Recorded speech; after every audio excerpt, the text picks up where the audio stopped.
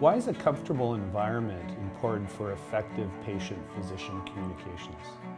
A safe, comfortable environment is one where a patient will be comfortable and at ease in their rapport with their rheumatologist so that they can freely share their concerns and be comfortable talking about what matters to them. And that can only happen if we have a safe, comfortable environment.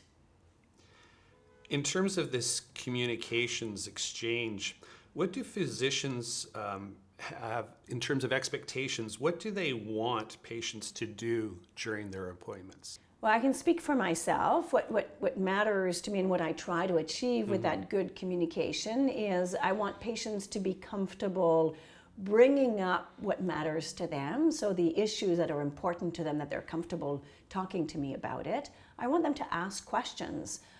So if there's things that they're unsure about, things that are bothering them, I want them to be comfortable asking me questions. And when they ask questions, they show me that they're engaged in their care. So asking questions for me is good. How much of effective communications is nonverbal?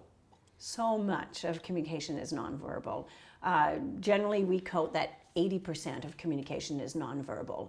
And it's really what I look for when I'm in an encounter with a patient is I look for things like, do we have a good eye contact? I'm always watching their face to try to see their reaction and their emotions and to try to read into what are they feeling with the information that I'm giving them. And I'm looking in the body language to see whether they're engaged in the process or whether I've lost them.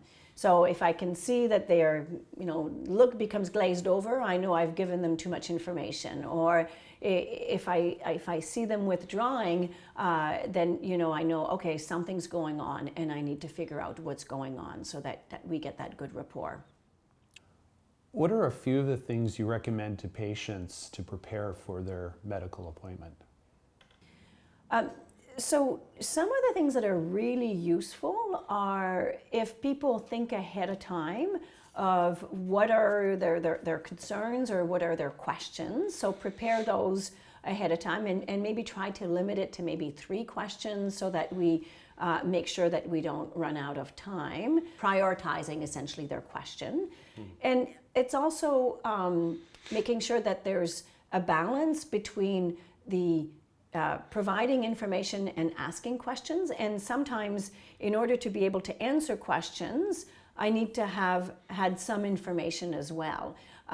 So if people can think ahead of time about how things have been since the last visit, because we're going to make a decision not only based on how they are today, but how they've been since the last visit. Another thing we always ask is their medications, so they can have their list of medications prepared ahead of time. That can also make the time more efficient and have more time for the important discussions. Patients often wonder, do they have the right to access copies of their medical records?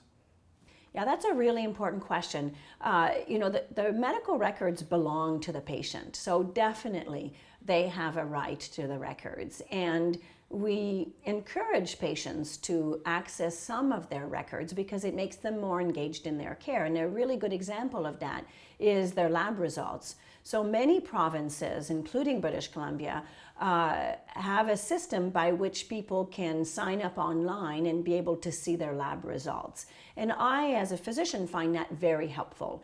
I like to tell my patients what lab results am I looking for that could show that they're having a side effect from one of their medications? And what lab results am I looking at to follow the level of disease activity? And if patients know what I'm looking for, then they can be reassured in between the visits that they're not having bad side effects from their medication, or that they're, in addition to their symptoms, their lab results are also showing that they're not having inflammation. So I think for me it's a way of engaging them in the care, and it's a very useful way.